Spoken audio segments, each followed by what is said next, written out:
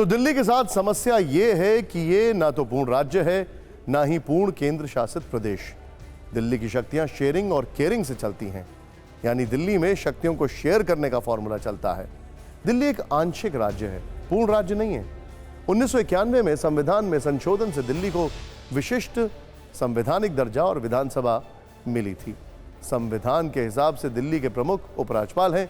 1993 से दिल्ली में जो भी सरकार बनी उसमें से किसी ने भी उपराज्यपाल की शक्तियों को चुनौती नहीं दी, लेकिन आम आदमी पार्टी रिकॉर्ड तोड़ बहुमत से दिल्ली की सत्ता पर काबिज हुई और उसने अधिकारों के लिए उपराज्यपाल की शक्तियों को बार बार चुनौती दी।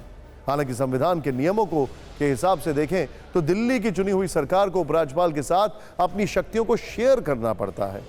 दिल्ली जैसे आंशिक राज्य के मुकाबले दूसरे पूर्ण राज्यों में उपराज्यपाल होते हैं जो राज्य की मंत्रिपरिषद और मुख्यमंत्री की सलाह पर काम करते हैं, लेकिन दिल्ली की स्थिति अलग है।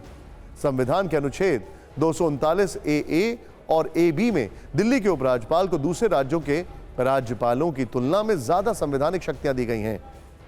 इस अनुच्छेद का क्लॉज 4 कहता है कि दिल्ली की मंत्रिपरिषद उपराज्यपाल को एड एंड एडवाइस यानी मदद और सलाह देगी, बशर्ते ऐसा कोई मामला सामने आए। नहीं तो उपराज्यपाल खुद फैसले लेने के लिए स्वतंत्र हैं।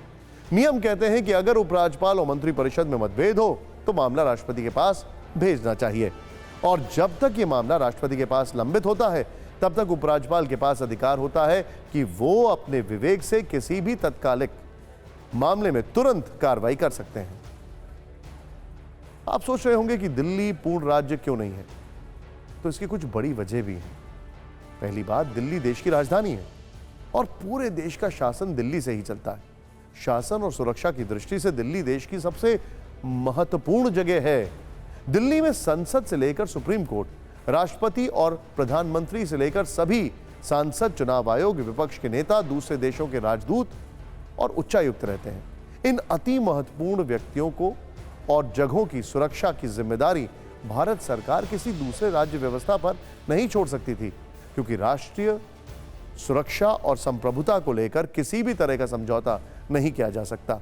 इसीलिए पब्लिक ऑर्डर, पुलिस और जमीन के मामलों को केंद्र सरकार ने दिल्ली सरकार के अधिकार क्षेत्र से बाहर रखा। इसके अलावा जो भी मामले हैं वो दिल्ली सरकार के अधिकार क्षेत्र में आते हैं और उनमें भी दिल्ली के संवैधानिक प्रमुख यानी उपराज्यपाल की मंजूरी जरूरी है। मौजूदा अध्यादेश ने उपराज्यपाल की शक्तियों का वजन और बढ़ा दिया।